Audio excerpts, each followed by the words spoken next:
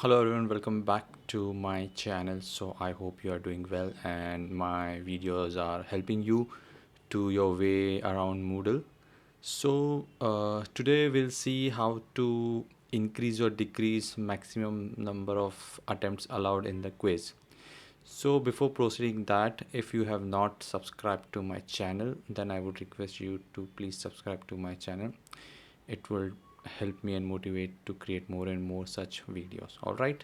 So coming back to the topic, how to increase or decrease the number of attempts allowed in the quiz. So for that, you have to create a quiz. If you have not created quiz, or if you don't know how to create a quiz, then you need to see the video that is coming on the top right uh, corner of the screen. All right.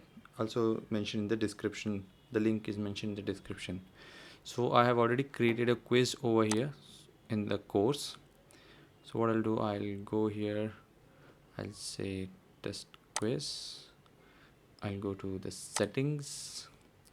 Here I'll say expand all option. Now you see the test quiz name, description, timing, etc. So in the grade section you have to search for attempts allowed. Now here you can see a drop down. This says number of attempts that you can allow. So the maximum number of attempts that you can allow in a single quiz is 10 and minimum is 1, and then you have unlimited.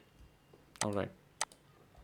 So either you can say unlimited or you can say 10, between 1 and 10. All right. So from this option you can select the number of attempts as per your requirement. All right. So this is very simple and easy setting to do. So I hope this made very clear on how to increase or decrease the attempts that are allowed in the quiz. So I hope you like this video,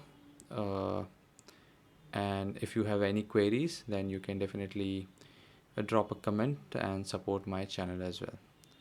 Thank you. See you until next time. Keep watching LMS tutorials.